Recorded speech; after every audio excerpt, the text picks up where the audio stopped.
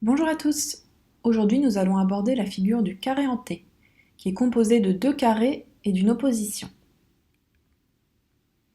Déjà, un carré, c'est quoi?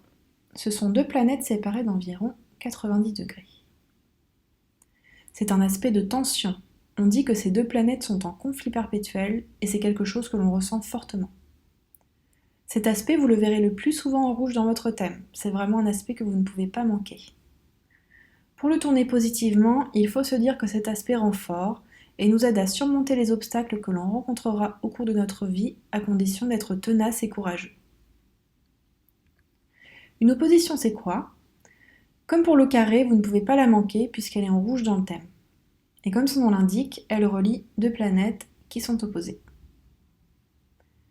Ces deux planètes sont dans deux signes complémentaires, mais en contradiction. L'une veut constamment prendre le pouvoir sur l'autre et forcément, on le vit comme un tiraillement psychologique. Un carré en T, c'est une opposition reliée par deux carrés. C'est une figure tendue, énergétique et génératrice de conflits. Si ce carré en T relie trois planètes en signes cardinaux, Bélier, Cancer, Balance, Capricorne, le mal-être et le stress que cette figure peut générer nous poussent à vouloir changer. Si dans des signes fixes comme dans cet exemple, Lion, Scorpion, Verseau, Taureau, cette figure nous pousse à nous plaindre et à nous épuiser. Si dans des signes mutables, Gémeaux, Vierge, Sagittaire, Poisson, cette figure nous fait nous éparpiller ou manquer de cohérence. Il faut savoir que la planète en apex ici, donc à la pointe des deux carrés, c'est souvent celle qui pose le plus problème car elle s'intègre mal. Prenons l'exemple du poète Paul Verlaine avec son carré en T entre la Lune, Neptune et Vénus-Mars en apex ici. Ce pôle pulsionnel Vénus-Mars en Taureau a été la problématique du poète.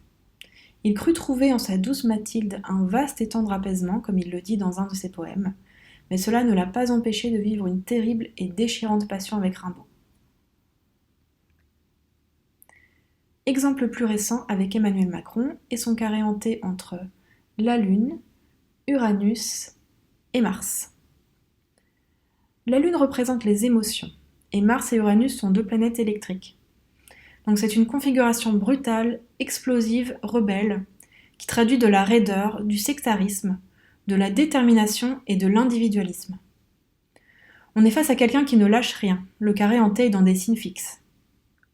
C'est ce carré en T qui était activé d'ailleurs lorsqu'il a lâché des phrases un peu trop impulsives du type « il suffit de traverser la rue pour trouver du travail ». Ce carré contrebalance l'aspect communautaire, sociable et humaniste qu'il a par ailleurs avec Soleil-Vénus en Sagittaire. Ça lui donne donc ce côté un peu double en fonction des transits.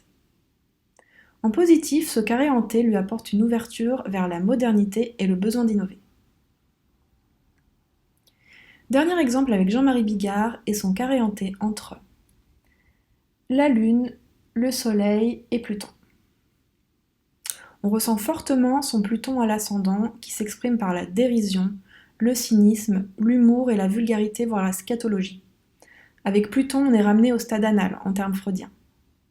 Tout ceci pour échapper aux peurs et à l'insécurité, de ce Pluton carré à la Lune, et aux problématiques de pouvoir, de Pluton carré au Soleil. Événement de sa vie que l'on connaît moins, il perd tragiquement ses deux parents en même temps. Et ce lors d'une nouvelle lune, c'est-à-dire lorsque le Soleil était opposé à sa Lune, comme à sa naissance. Je rappelle que la Lune et le Soleil, dans le thème, représentent respectivement la mère et le père.